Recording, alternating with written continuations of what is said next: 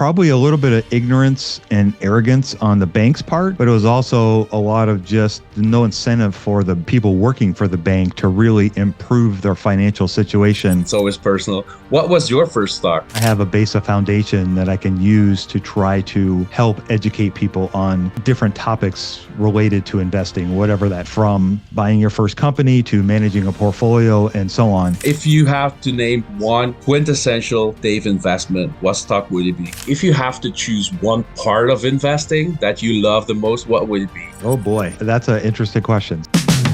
Welcome to MultiBagger Nuggets, where we talk about investing in stocks.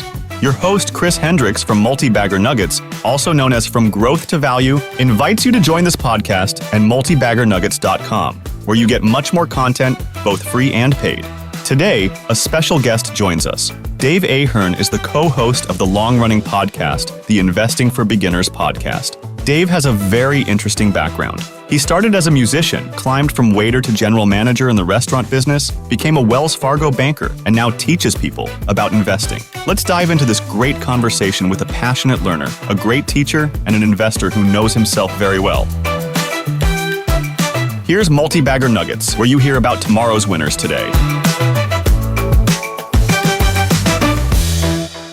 All right, Dave, welcome to MultiBagger Nuggets. You have a very interesting background. You were a musician. You were the owner and general manager of a restaurant chain. You were a wine consultant. You were a personal banker at Wells Fargo. And now you are the co-host of the Investing for Beginners podcast. Welcome to the show, Dave. And thank you. With this kind of background, I cannot do anything else than start with the question, can you please expound on your journey from musician to where you are now? It's been quite an amazing journey. I have to pinch myself sometimes when I look back on where I've been and what I've done. I went to college to play baseball and I blew out my knee and I needed to take an elective, and my best friend had played guitar in high school and he started teaching me a little bit. So I signed up for guitar lessons. After sitting on my bed, not being able to do anything for a long, long time, I got to practice my guitar a lot. And my guitar teacher said, "You have a talent for this. You might want to consider being a music major." I was like, "Yeah, right. I don't know anything about music." So I dove in, I did it. And that has been kind of the story of my life. So you mentioned working in a restaurant business and working with wine. Every time I come across something that I get really excited about and passionate about, I just kind of really dive into it. And I did the same thing with finance. After I got out of the restaurant business, the most natural thing was to go work at a bank, right? No. And I got hired there and I got really lucky. There was a financial advisor that worked on our branch that really kind of took me under his wing. And I fell in love with investing, and it was kind of through him. And he introduced me to Warren Buffett. He introduced me to Charlie Munger, the Motley Fool, and all that kind of stuff. And I went hog wild for it. I was reading all the time, and I started writing, and it just kind of became something that I really, really love to do, and trying to help people learn more about investing, because I think I saw in the banking world, every day people that would come in that had no clue about money. People that were saying things to me like, "I'm building up my credit because I'm using my debit card." What do you mean I don't have any money? I still have checks. Just all this crazy stuff that I couldn't believe that in America, where, we're supposed to have this great education system, people were dumb about money. And I just felt like there was an opportunity to try to help people, and that's what we try to do with the podcast. So that's I guess, in a very abbreviated version, that's kind of how I got to where I am. That triggers quite a lot of questions. So the first one was actually, did you only see consumers, customers of the bank, or do you see inside people in the bank being dumb about money as well? Yes, I did. For sure. I saw plenty of people that work for the bank make very, very bad decisions. We were right next to a call center for the bank. When customers would call and have problems with their accounts or whatnot, they would call the phone bank, and then it would get redirected to the branch. And the people in the phone bank, we would go over there and try to work with them on their accounts and help them with their finances. And all the same mistakes that I was seeing customers make, people in the bank were making, because the bank didn't do a good job of educating them either. There's so much opportunity to try to help people learn how to money. I totally agree. And going a bit further into that, do you think that it is ignorance or bad incentives, inside of the bank? I would say that it's probably a little bit of ignorance and arrogance on the bank's part, but it was also a lot of just no incentive for the people working for the bank to really improve their financial situation beyond making money from the bank. And so I think there was a lot of disconnect between what the bank was trying to do and the people that were working for the bank. Okay, let's go back to another question that your first answer triggered. And that is, you talked about Warren Buffett, Charlie Munger, the Motley Fool. Let's divide those into two parts. Charlie Munger and Warren Buffett being, automatically almost like an investing twin. And then Motley Fool, how much is Dave in one, on one side and the other in percentages, more or less? I guess investing style has kind of morphed. Originally, I was definitely more of the Ben Graham deep value, buying cheap junk kind of thing. And I've kind of taken more of the Charlie Munger Motley Fool idea and trying to find a lot better companies and not worrying so much about, is this really, really cheap or is it just going to be a great company to own for a long time? And that's, I've really evolved more to that. I would say I'm probably 70% that and 30% early Warren Buffett and early Ben Graham kind of idea. And if you see that early Warren Buffett and Ben Graham part of you, coming up, do you fight it? Do you embrace it right now? Or how do you deal with it? How do I deal with it? Ooh, that's a good question. I feel like I sometimes have like warring factions in my head that I'm conservative. I'm a conservative person just in general. My tendency is to be more conservative and hesitant to go heavy into a company unless I really feel like I know it. And usually I struggle with, because to me, I think valuation is important, but I also think that there are times where you have to kind of throw caution to the wind, shall we say, and look at a company like a Visa, for example, and go, okay, it's never going to be this kind of cheap, but if I buy it now, I'm still going to get a great return 10, 15 years from now.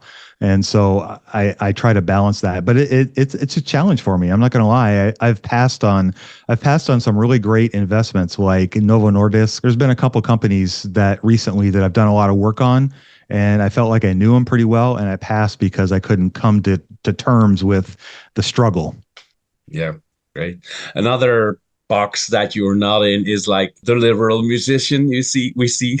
So but I think that you touch on something very, very important, and that is that you have to know yourself very well before you can be a good investor. And even with all those parts of yourself, like you can label yourself as I'm rather conservative, but you also have like Visa is probably still conservative, but it also has that growth element in it. And your inner Ben Graham yells, "This is too expensive." So Right. Can you talk about the different sides of that investing, and how it evolves over time? Because that's also what you say, that you evolved in the past, and that will probably continue, right? Yes. Well, hopefully, right? For me, it was when I first started investing and really getting into the investing kind of framework and mindset. The number part of it was super easy to embrace because I like numbers. Being a musician it's very mathematical, and so understanding theory, music theory, is very, very mathematical. And I love math in school. And so that part of it really made a lot of sense to me. And the idea of finding companies that were selling for less than they were worth really resonated with me. And so that was a very easy thing for me to do. But I've learned over time, the more I've studied this and seen investments, companies, other investors, and try to take in all these influences, I've learned that the numbers are important, but they also tell a story. And understanding that story becomes a bigger and bigger part of investing the more that you do it, because I think you get away from the numbers per se and learn more about the business itself and what it does, what they sell. Does it resonate with people? How well does that resonate with people? Is it something that's needed in the world? All those things go into effect, and some of it is tied to numbers, but a lot of it is not.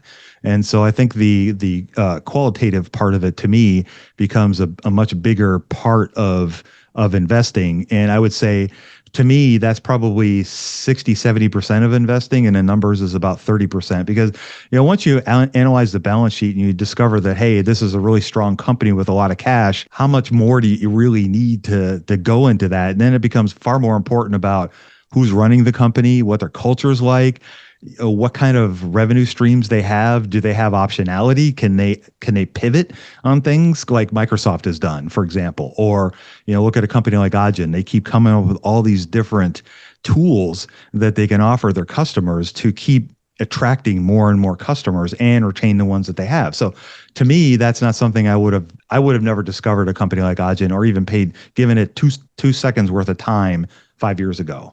And now it's the second biggest company. No, it's the largest company in my portfolio. So, do you think it's like parallel to being a musician? Because I think that the best musicians have the same.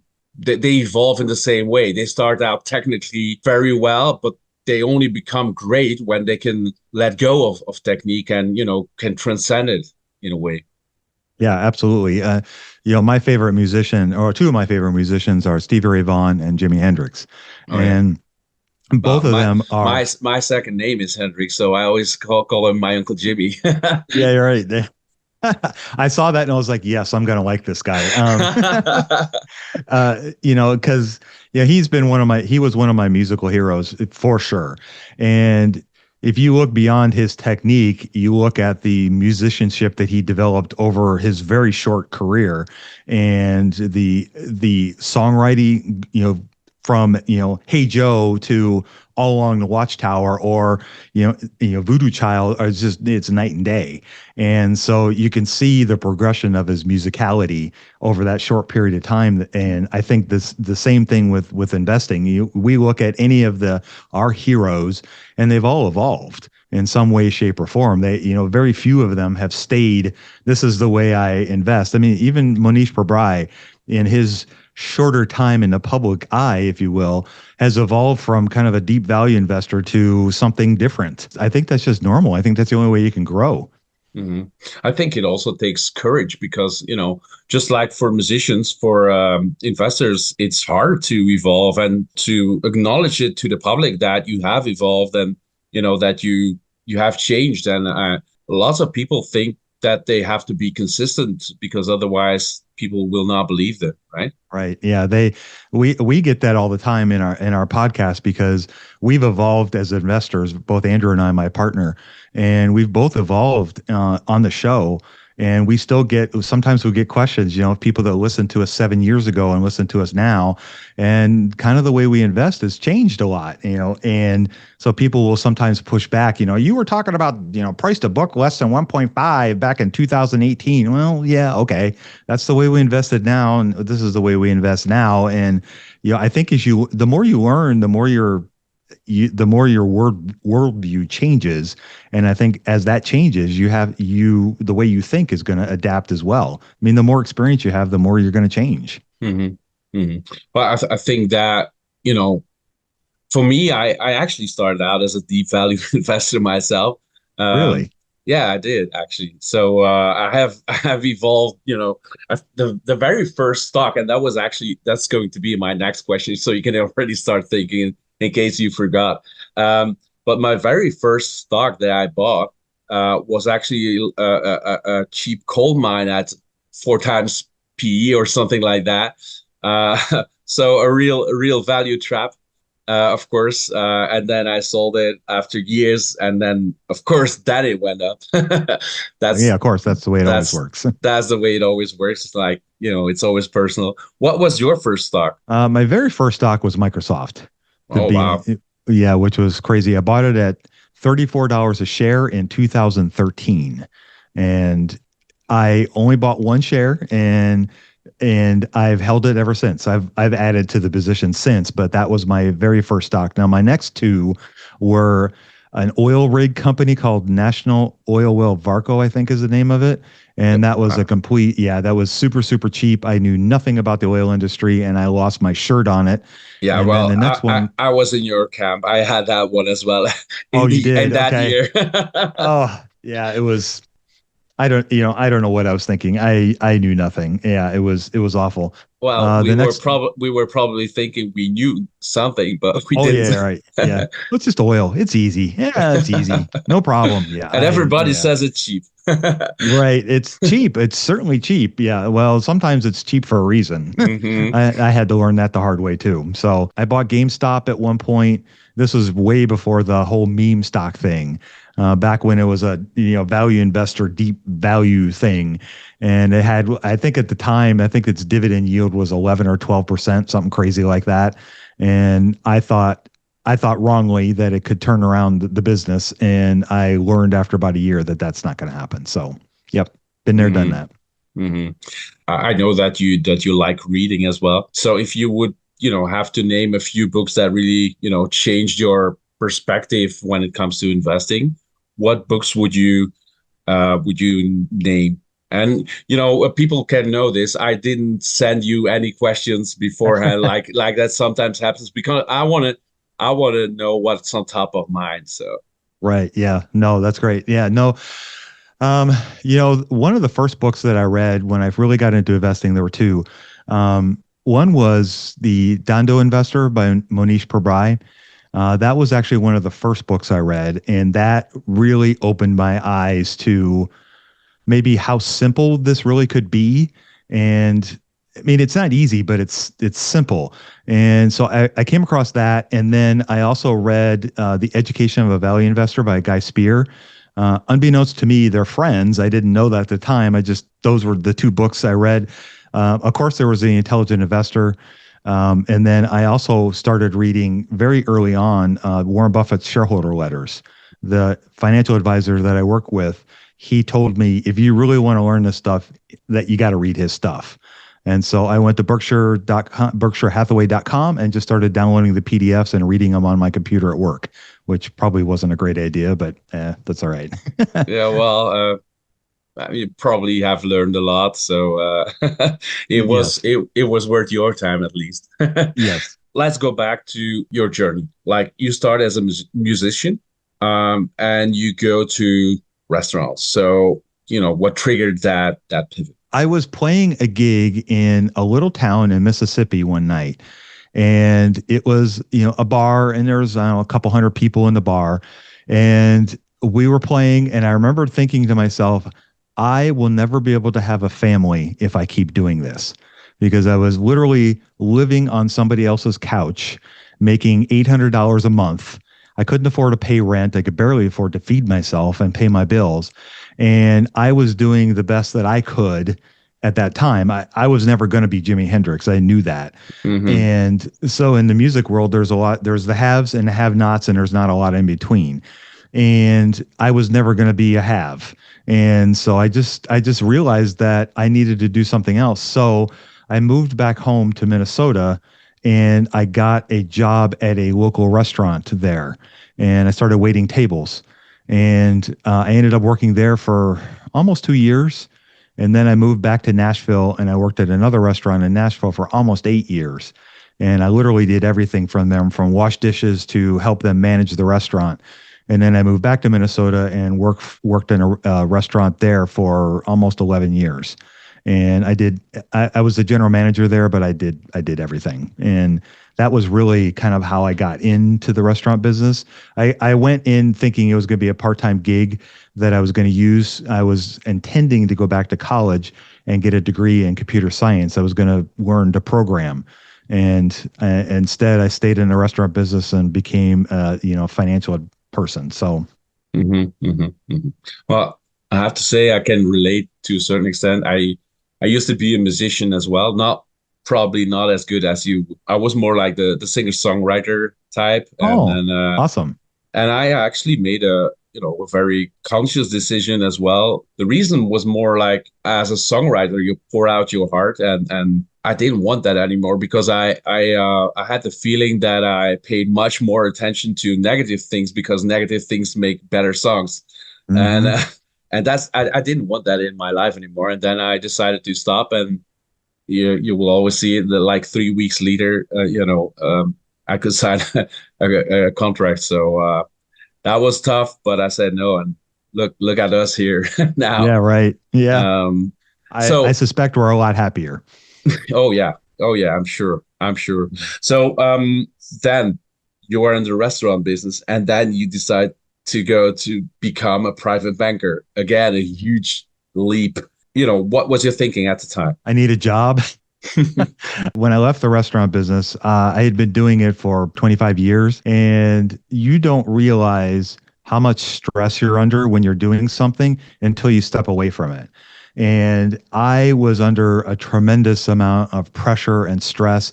Part of it in the restaurant business, part of it is it can be very addicting, and it's a high stress, high paced job. So the days go by fast, and years can evaporate very quickly.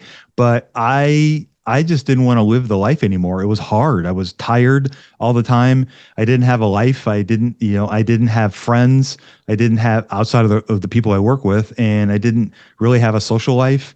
And I was in the process of getting married, and I just didn't think if I wanted to have a family, it was going to be conducive. And so I made the choice to leave the restaurant business, and I was looking for something that I thought would be interesting and still have some customer service element to it, but not the stress of working in a restaurant business. And one of my friends suggested, why don't you try banking? I think you'd be a really good banker. And so I went to an interview with Wells Fargo to apply for a job as a teller. And after the interview, the manager took me aside and said, "You're overqualified to be a teller. I think you should be a banker."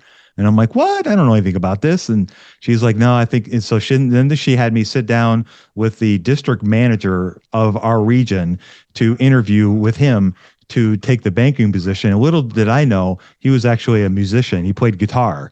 And we spent an hour and a half of our interview talking about guitar. And 10 minutes after I started the interview, he goes, "By the way, you got the job." And then we just talked about the guitar for the next hour and a half. So that's kind of how I got into the banking world. Well, it's funny because I think, again, this is going against cliches if people think about musicians, but I actually know quite a few bankers who play the guitar and, passionately get rid of all the cliches. If we go back even further, like, how was your background as a child, your parents, family, etc.? And can you see things there that still have their influence today? Oh yeah, that's a great question. I would definitely say that my dad was incredibly smart, super hard worker, and I like to think that I've taken some of those traits from him, but he was also incredibly curious. He loved to know things. He loved to watch documentaries, and he loved to ask people questions and learn how things tick. And I definitely think that was instilled in me at a very young age. And that is really a trait that I've carried on my whole life. I'm 57 now, and that has not diminished by any stretch. My fiance is from Brazil. And so I've been studying Portuguese for the last 4 years. I've been using Duolingo every single day for 4 years. And I love it. I mean, I can't speak it. I'm not fluent by any stretch of the imagination, but I love learning, and I'm curious to learn how to learn. And but you probably understand her now when she's gossiping about you in Brazil or in Portuguese. Yes, I do. Yes. She was talking to her girlfriend a couple years ago. We were at a party, and she was talking to her girlfriend about me. And after they got done, I went over and made some comments about some of the things that she said. She was like, "You understood that?" Yep. And then your marriage, your relationship got better. Yes, much. Yes, much better. But I think if I think back on my parents, I think that those are some traits that really, I think, kind of set the foundation for who I've become. And working hard, putting in the hours, and being curious are things that have really helped me get where I am through the years, whatever it was that I was doing, whether it was music, whether it was a restaurant business, whether it's finance. That's, whenever I get interested in something, I really dive into it. I think of finance like I think of language. Learning finance learning how a balance sheet works, learning the cash flow statement, learning what Ajin does is like learning a language. And if you don't understand that language, there's no way you're going to understand what they do. If you sit down and read JP Morgan's 10K, if you don't understand all those terms, and there's a lot of terms in there, you're never going to be able to analyze that and invest with Jamie Dimon the best that you can. Oh yeah, I think that's a great comparison because like a language, you have different parts and different industries and different dialects, even banking language in the 10K is much different than tax language. So yeah, I think that's a great comparison actually. And it also just like learning a language. I mean, English is my second language, not my first, and you still hear that. It's not the same. And, that's also learning a language. You will always have things to improve. Yes, for sure. Absolutely. You're always going to be growing and learning. English is my first language, and I still learn stuff about, English. Mm-hmm. I learn more about it. It's kind of sad, but I learn more about English studying another language than I do speaking the language. Just because they talk about different tenses of verbs and things, which are things that I just intuitively know. And I don't understand those, but when I have to learn it in Portuguese, oh, that's what that is in English. Okay, I get that, Mm-hmm. So for learning your first language better, because that's that probably can be applied to investing as well. But I want to go back. Like you talked about your father, but as an investor, you have different parts of your brain to say it like that, and you probably have something from your mother as well. Oh, yes, of course. My mom was also very smart, maybe not in smart in the same way that my dad was. My dad, if you had to, I guess, label my parents, my dad was very book smart. My mom was more street smart, if you will. And so from my mother, I learned to really look at things from a more practical point of view as opposed to a theoretical point of view. And I think that can be very, very helpful when you're trying to analyze a company, because again, you can learn the techniques of how Visa does what it does, but really understanding how it's important in the whole ecosystem of the economy of the globe, it becomes more obvious that the two-sided nature of the network of Visa is far more important than the actual technical part of how it does what it does. Mm-hmm. So now that we talk about language, let's continue on that path and talk about the difference. You have a podcast, you have a newsletter as well. You're also very active on social media. So how do you see, the differences between, the three buckets of language, writing, speaking? Right. Yeah. Oh boy. I think that the way the podcast is more of a natural output of what I do in the other arenas. So all the time that I spend creating, either on social media or whether it's via a blog or the newsletter, all that information educates me. And so that when I go to talk about these things from the podcast point of view, then I have a base of foundation that I can use to try to help educate people on different topics related to investing, whatever that may be, from buying your first company to managing a portfolio and so on. Those are all things that I cover in the other aspects of my life, and that helps form a foundation and gives me knowledge that I can try to pull from to try to help people. And that's kind of the way that I look at it. Mm-hmm. And gun to your head, you have to choose one. Which one would it be? I probably, actually my co-host and I were talking about this earlier today. I would pick social media. Interesting. Yeah. Why? I think because there's a couple reasons. Number one, I still get the social aspect of being able to communicate with people like you, mm-hmm. and I get to talk to smart people. One of the things that I love about investing is that I'm surrounded by smart people, and most of them way smarter than me. And so I can only get better by interacting with smart people like you. So that helps. Thank you. That's true. That's too much honor.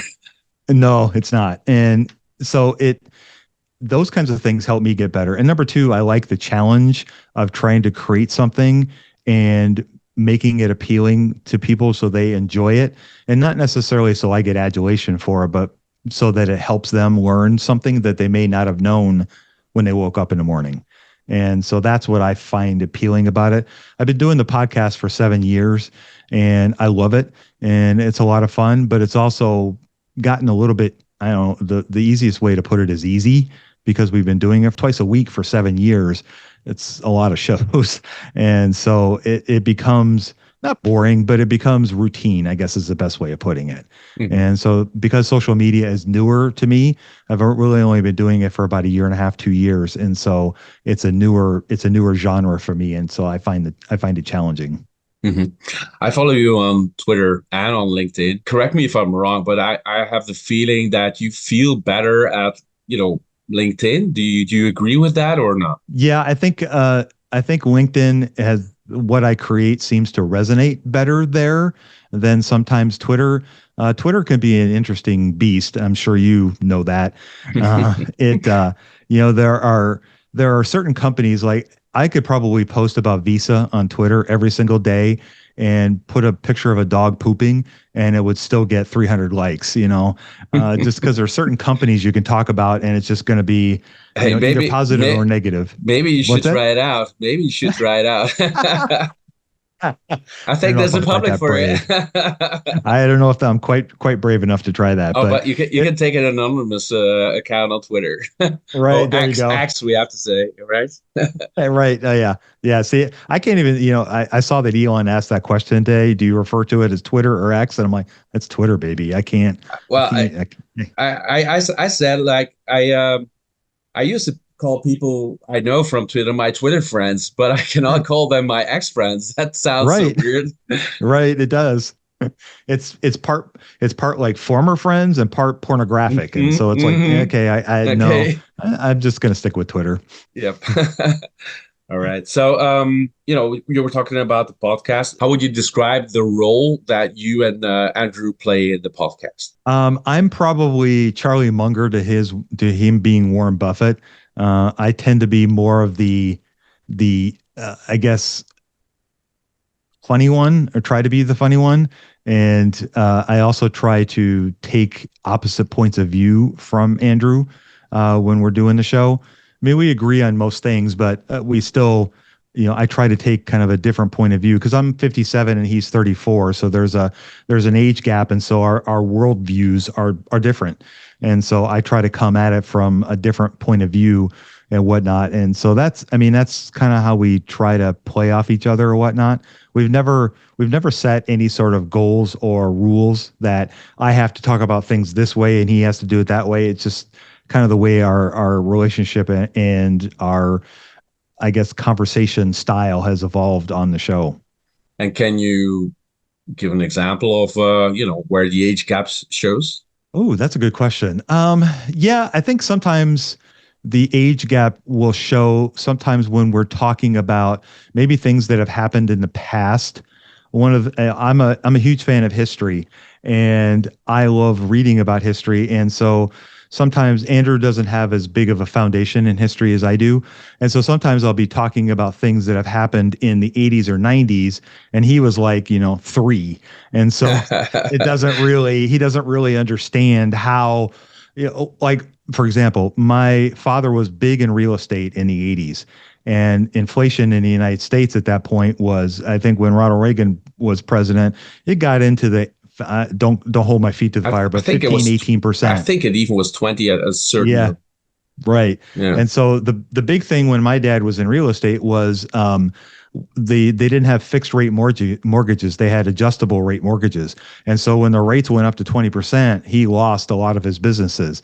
And so it was a very, very traumatic time. I mean, I know everybody's screaming about 3 or 4% inflation now, but back then it was really high and the interest rates were really high. So it was just a different environment. And I was a young man becoming a young man during that period. And so I remember what it was like and how people reacted, and just the mindset of people was different than it is now. And I think that having that perspective helps me understand a little bit when people are talking about interest rates and inflation and how that affects investments and things of that nature. I remember how people reacted to really high inflation. Mm-hmm. And so it just gives me a different perspective when we're talking about those kinds of things. Mm-hmm. Do you think, like, if a lot of people say that, Warren Buffett and especially Charlie Munger style of investing and Benjamin Graham's style of investing was also influenced by the big crash in 1929 and then the Big Depression. Yep. Do you think that in a similar way you're conservative because of what you have been through in the 80s? Yes, absolutely. Yeah, that definitely had a big impact on me because you could see firsthand the way your parents were reacting to things and how maybe before the inflation was quite that high, you went out to eat more, and then the inflation gets super, super high and you're not going out to eat as much. And so, they may not tell you that they're doing that because of, the money is being stretched tighter, but you learn, as you get older, you realize, oh, that's why that was happening. And those are things that, yeah, if you see that, in your life, I think it definitely makes an impact on you. How could it not? And did you also see it as a general manager in the restaurant business? I think when I was in the restaurant business, it was a different time. And so those factors were not necessarily in play, but you certainly did see as the economy would ebb and flow, you would see different reactions to the way people would go out and spend. The last restaurant that I worked at was a higher end restaurant, and it was expensive. And when we went through the great financial crisis in 07, 09 timeframe, we saw a big impact in the restaurant business, especially in the restaurant I was working at, where sales fell a lot. Customers were coming in less. They were more concerned about what they were spending, where before that they didn't give two hoots. So, it made a big impact. Any other lessons that you learned along the way that you thought, well, I can apply this perfectly in investing as well? Like from your being a musician, from being in the restaurant business, maybe from tasting wine. I don't know. Yeah, for sure. I think all those things play a part in kind of who you are and what you learn. Surprisingly, there are correlations to wine, to restaurant business, to investing. So, for example, in the restaurant business, part of being a general manager was being able to create and read income statements or P&Ls. And so I had to manage the restaurant to the P&L because the people that, gave me the trust to run the restaurant, they expected a return on their investment.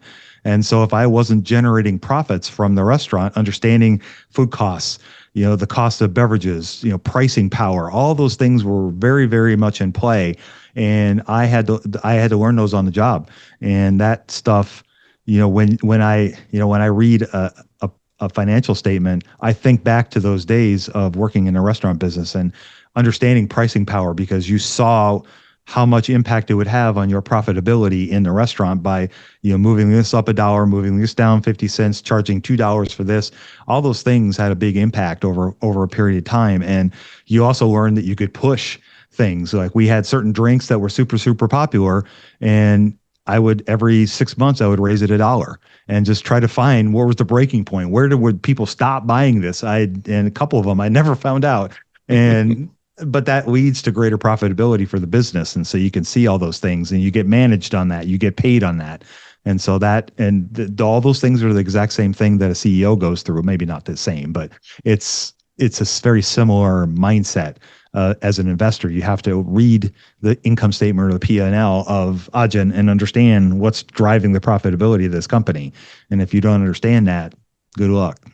Yep, correct. And, with your background, you must be looking at a restaurant business every now and then for investment purpose. Never? Nope, never. Nope. It cured you, or? I don't. I just, I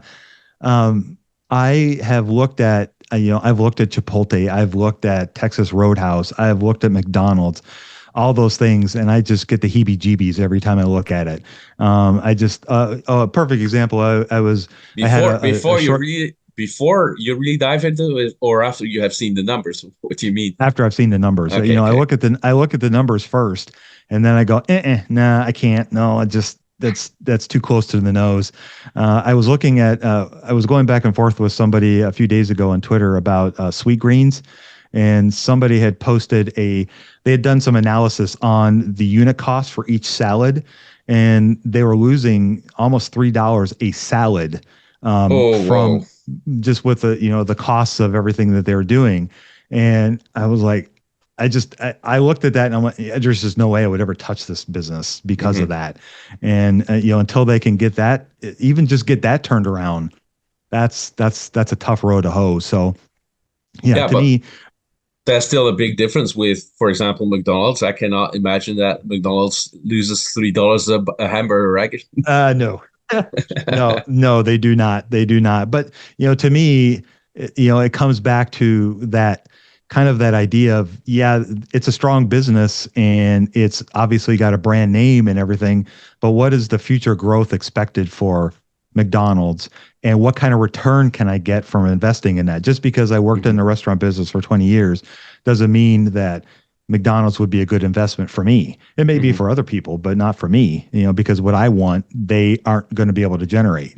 And at least I don't think they're going to be able to generate.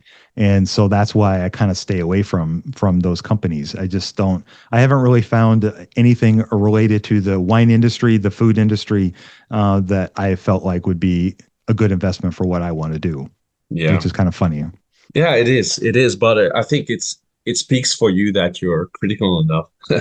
So, um, I heard you talk about Adyen already a few times, so you know Yes. that I'm a passionate investor in Adyen as Hmm. well.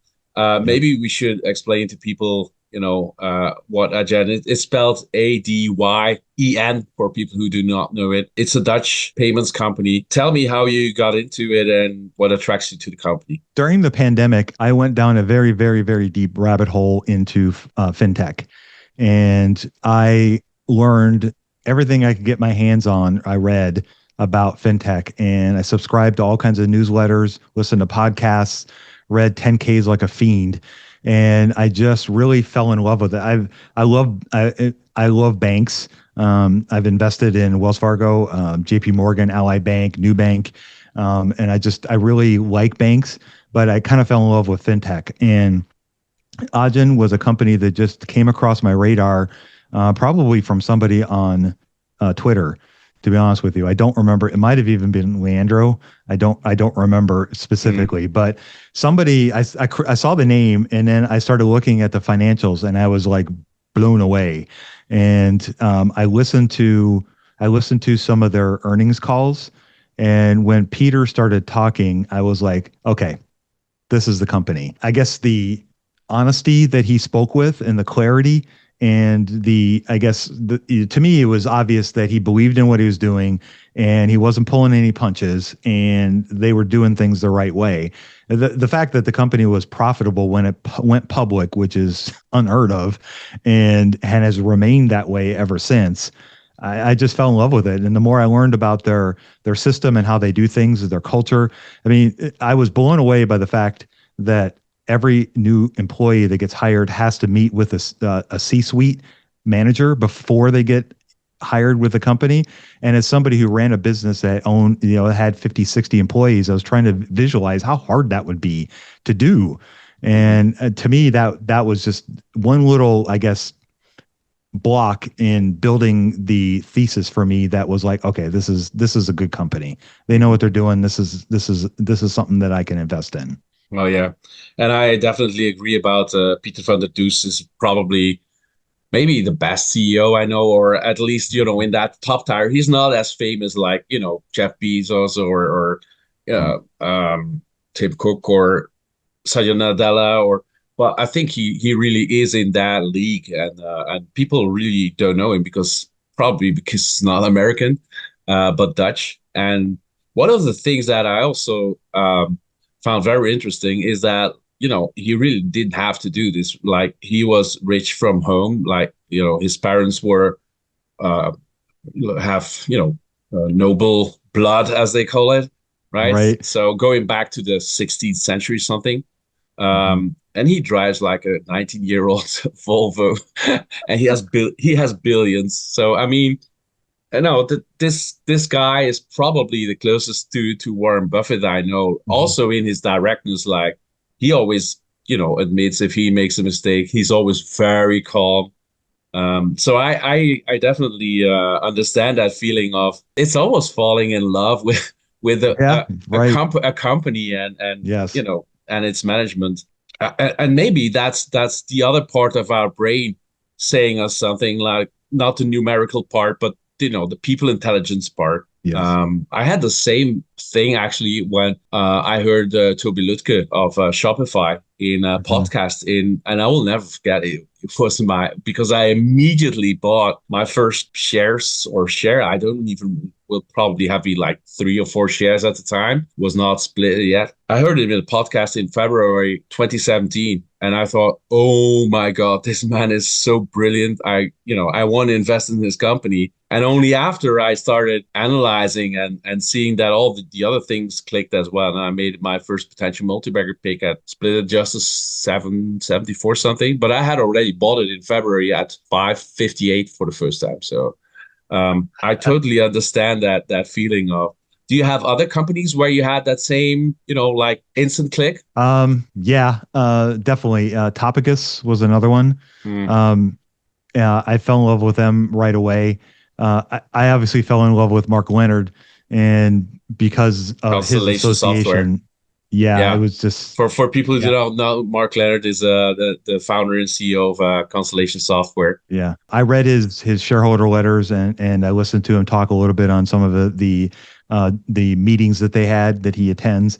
And he was my guy. He was my kind of person, and I fell in love with him as well. I really fell in love with another one, a guy named Jack Ross that runs the company called Jack Henry, which is one of the bank fintechs.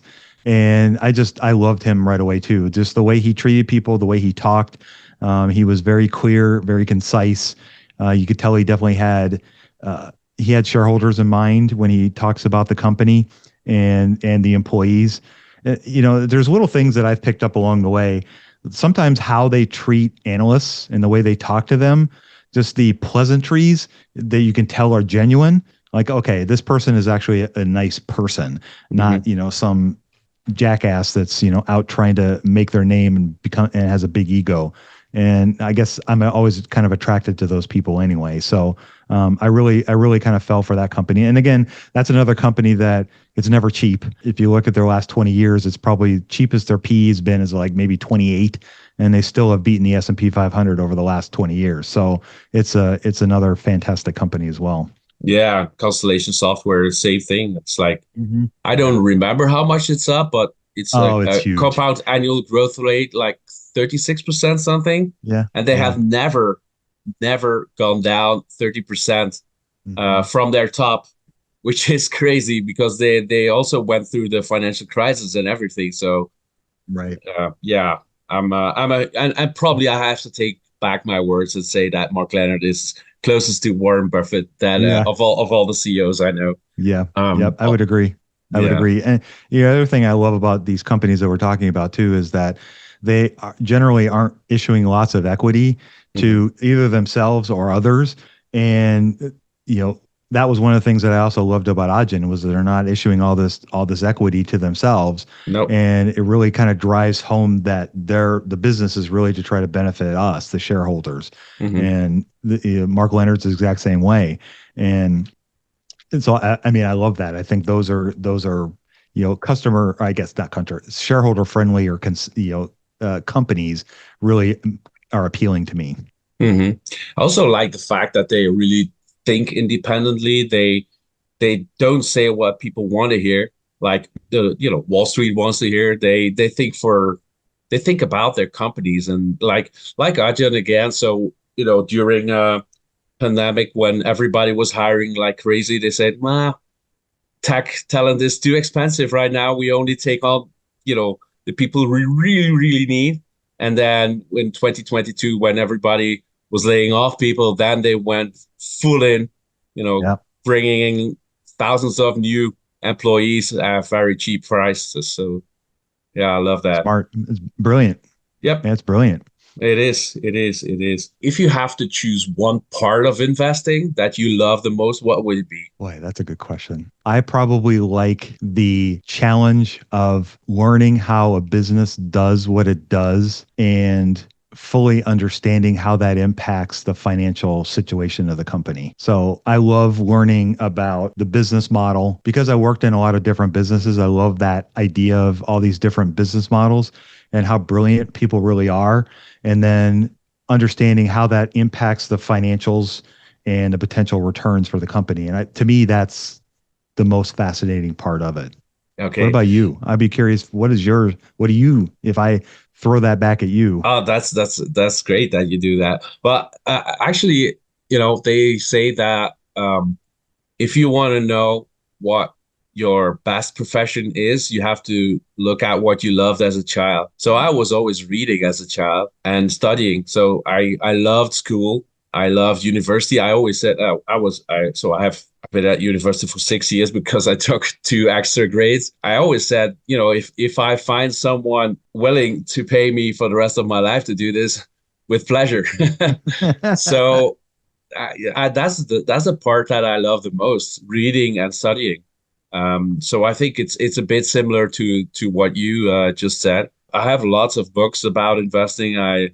I still Yes. feel that I should read much more. So yeah, and then studying, diving into the weeds and trying to understand something that you would never dreamed of learning, before. Like I remember that I took a deep dive in Galapagos and chemical compound and how it worked exactly and what were the dangers, etc., etc., etc. It took weeks. And then, I was at a party and I could talk to a doctor, a specialist about cancer treatment that he didn't know of. And, he really pushed me to the limit because he was like skeptical and I could really talk about it. And I thought, well, this is what I have dreamed about for all of my life, to do something like this. So that's the part that I love the most. Not just, it's not the recognition, but the fact that a specialist actually pushed me and I could answer everything. Like, I don't care about other people. I care about myself. I care about Charlie Munger living with your inner scorecard. That's what I love about investing, that you can do that very well. And usually you cannot really put it out there. There's no really outer scorecard for how well you studied. There are no marks, but that's No, actually, I think that's better that there are no marks. I agree. Yeah, I agree. To me, there shouldn't be a scorecard for that. I think because then it would incentivize the wrong thing. I Mm-hmm. think the learning for the sake of learning, I think is really, to me, that's the ultimate goal. Mm-hmm. And then every now and then something practical comes up, like, oh, this is an investment idea I can really use. As you probably know, you study much, much, much, much more than what's actually rational to do, maybe, or probably it's not as if studying yields that much in number of ideas, but the ones you have are probably much better because you studied so much. Yeah, definitely. It's one of those things where I think you learn over time what you can discard and what you can keep from your knowledge. And the more that you learn things, the more you can go, okay, that's something worth hanging on to. These two things are probably not important, so I can just kind of discard them. And I think Mhm. that comes with experience and just time. Yep. And it also reminds me, the story, you probably know it, Pablo Picasso, who's asked to draw a woman and, he makes a drawing of like 30 seconds or so. And then he says like, it's 10,000, whatever it was, dollars, euros, probably at the time, it will have been in pesetas. Um, but, and the woman says, oh, that's way too much. That's way too much. I mean, it took you like 30 seconds to draw this. And he said, no, it took me more than 30 years. And I think that in investing, it's more or less the same, that I can now discard ideas in 30 seconds that I needed studying hours 10 years ago. I see you Absolutely. nodding, so you have the Oh, same feeling. oh yeah. Oh yeah. Yeah. Yeah. Absolutely. Things that I looked at 5 or 10 years ago, I wouldn't even consider today. Mhm. And, just because you gain that knowledge and that experience and you can learn very quickly, okay, this is an idea worth digging into. This is not. And I think that's one of the things that makes Warren so amazing is he has that 70 plus years of experience doing that. He can look at a company, he can sit on stage and answer questions for 5 or 6 hours and not get tired and answer and talk about things that he may or may not know intimately about, but still can make great judgments on because of his knowledge and his experience. Oh yeah, for sure. And I was there in Omaha, and it was amazing to see. In the first part this year, it was like many people thought he's not sharp anymore. His voice also cracked quite a bit. And the first time he said anything to add, Charlie, to Right. Greg Abel, which was an emotional moment, of course. But people thought he's not the Warren Buffett anymore. And then the last 2 hours, 3 hours, he was very sharp. He was very funny. So probably it was because of the emotions. For the first part was the movie about Charlie Munger, and Mhm. probably that probably was too emotional to start with. So yeah, Yeah. I recognize that, and indeed he was so sharp. It's incredible. He could have gone on for 4 or 5 more I hours. know.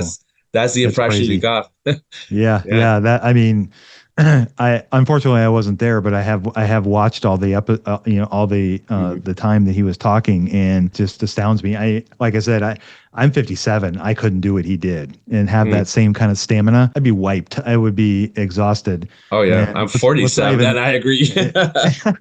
Well, I mean, it makes our current president look kind of bad because our current president can't talk without a teleprompter. So Mm. that's a whole other conversation. But Yeah. yeah, just it's amazing to see him do that, and the sharpness that he still can portray at that age is mind-boggling. Oh, it is. It is, and he got some quite tricky questions as well, and he could dance around them like a ballerina.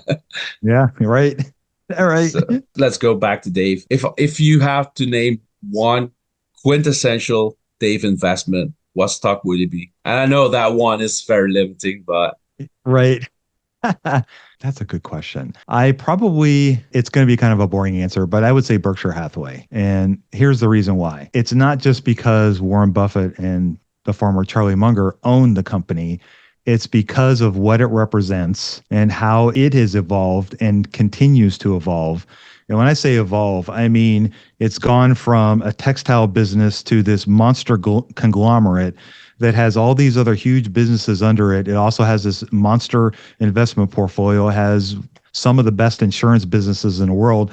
And what a lot of people don't know is it has one of the best renewable energy portfolios in the country, in the United States. And that doesn't get enough attention. And it's very, I think, forward looking for Warren to buy that company and then invest in the wind farms and the solar farms and the natural gas lines, which are all going to be essential to generating more and more power that we need for all the AI and the cloud stuff that we're doing here in the States. And that is I looked really, really, really hard to find something in the renewable space that I could invest in that kind of fit my needs. I couldn't find anything except Berkshire Hathaway Energy. mhm. And so I just think, and you look at the new investments that the new Ted and Todd have taken on, like Nubank and Snowflake, and some of these ones that are definitely not Warren type investments. I just think that it really kind of encompasses a lot of different things, and it's become the second largest position in my portfolio, partly because it's grown so much when I bought it, and I just believe in the company, and I think it will be successful after Warren leaves the stage too. So I don't know. I guess that kind of encompasses my investment philosophy. It's sort of value-ish, but it's also not value-ish Mhm. too. So I guess that for me is it. What about you? That's I haven't thought about this one either. So it must be, I could say Shopify, but I have already talked about that one, so I probably should take another one. Then probably it would be CrowdStrike, because you have a CEO who's incredibly smart. He's the guy who wrote the first essential cybersecurity handbook. He is always a few steps ahead of like all other cybersecurity companies. He's a bit outspoken, which I also like. Sometimes he bashes like Microsoft or Microsoft. something. Yeah. But, he's actually right. If you look at the content, what he says is actually right. And I think it's his way to push Microsoft to do better. And, I have been a long time shareholder already. And I have added a lot when the stock crashed so much in 2022. Or actually, I think it was early 2023 because, it fell later than all the rest. So, yeah. CrowdStrike would probably be a good company, quintessential Chris investment, or Cloudflare because of the same reasons. Talking about AI, how do you think about AI? I love it, and I don't really care to invest in it at the moment. Mm-hmm. I think it's obviously groundbreaking technology, and it's going to have lots and lots of uses that can help us get better at a million different things. But I also think it's super early innings in the whole thing. And I've had some family members ask me, who are you? What do you do to invest in AI? I'm like, I bought Microsoft and Google, and for now, that's enough for me. Mm-hmm. And I didn't buy them because of AI, but now that they're big players in it, it's helpful. But I think it's, I feel like it's still way early innings, and I don't really know, where it's going to go. And I try not to invest much on where I think the market's going to go. I try to invest where I think the company's going to go. Mm-hmm. Mm-hmm. Mm-hmm. I actually agree to a great extent. I've had CrowdStrike and Cloudflare and NVIDIA and others who have benefited a lot from AI, but I didn't pick them because of AI. And I think we are like, this is like the internet in 2002, which means that, the first software as a service company um, was a CRM Salesforce. And I think that was like 2009 something. So I think it's still so early that, the platform itself still has to mature a lot before, very exciting companies can grow on top of that platform. And for now, I think indeed the big ones, the known, players like Microsoft and Nvidia and Google and all those others are great investments in that space. Um, okay, next question. So you are at a cocktail party. So Dave cocktail party mode. Um, what does Dave cocktail party mode talk about? What do I talk about? Yes. I mean, I with your talk background, I think you can talk about almost anything, right? But what are your favorite subjects to talk about if you find someone who's interested? I think I probably I would talk about things like history. I would talk about food, talk about wine, depending on if they like it or not. Um, I mean, that to me could be an endless conversation. You like red wine? Okay, what kind of red wine? Where do you like red wine? Do you like dry wine? Do you like sweeter wines? Do you like wines that have a little more terroir, or do you like ones that are more full bodied and like, the big hit in the face kind of? I mean, that could be an endless well of conversation. I don't really talk about the stock market much, mostly because people either uninitiated, I wouldn't say uneducated, the uninitiated people either think it's a casino, or they think that, you got to buy the hot flashy thing that everybody's talking about, whether it's Zoom during the pandemic or Peloton, or whether it's AI now. And I just don't really like to get into that. Sometimes it feels like, and maybe you can correct me if I'm wrong, sometimes it feels like it can be a little bit like talking about religion, and that's just something it's probably just best to stay away from. Mm. Yeah, well, the first question that I usually get when people find out that I'm in stocks is like, how much crypto, whatever, do Yeah, you have? And which none, crypto? Oh, indeed. none. Oh no, I would lie.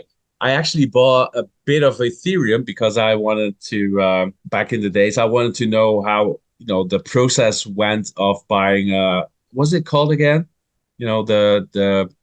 The JPEGs people paid for. I forgot the name now.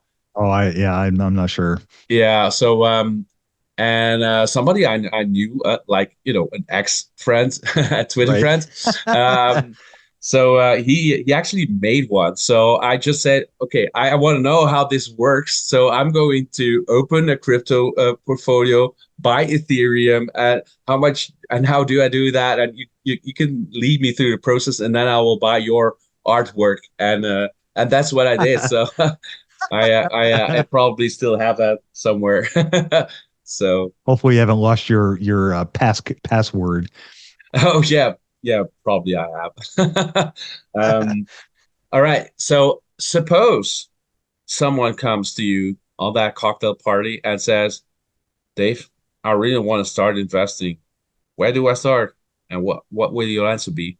Oh boy, that's an interesting question. So I think I would probably start with, what are your goals? What do you want to do? Why are you wanting to invest? And if they say to me, I want to buy a house in 3 years, then go put your money in a savings account and it was nice to meet you. If they say they want to start saving for retirement, then that opens up a whole other, I guess, host of questions. My next questions would probably be things like, not only how much do you want to invest, but how do you want to invest? In other words, do you want to do like what you and I do? Do you want to sit down and read all this information about these companies, learn how the businesses work, understand financial statements, learn accounting? If I say all those things to you and do you just get pale in the face, then this is what I would recommend you do. I would recommend that you look at investing in ETFs or index funds. And if the way that I invest interests you, then we can have further conversations and I can try to teach you how to start trying to invest while you're building the habit of investing by using index funds and ETFs.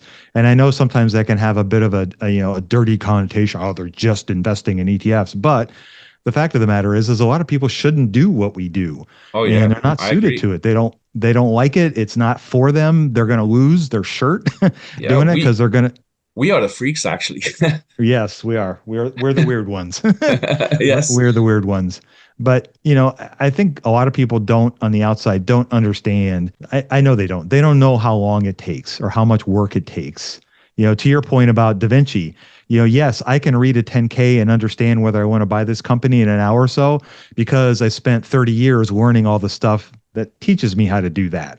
And so you have to learn all those basics to be able to do that thing. It's just like playing a guitar. You can't pick up the guitar and be Eddie Van Halen and not understand what a C chord is. It just doesn't work. Yep. And you can't go from zero to him without learning the basics.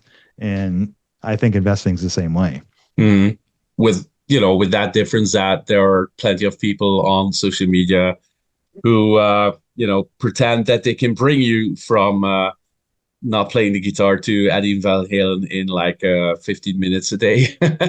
So, all right, Dave, this was a great conversation. Thank you very much for your time. I really enjoyed it. And we'll make a deal. And that deal will be we see each other in Omaha next year. Yes.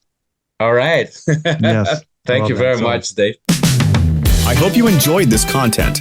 None of this is financial advice, so don't buy stocks only based on this information. Chris and the guests may have positions in the stocks they discuss. Get much more free and paid content at multibaggernuggets.com.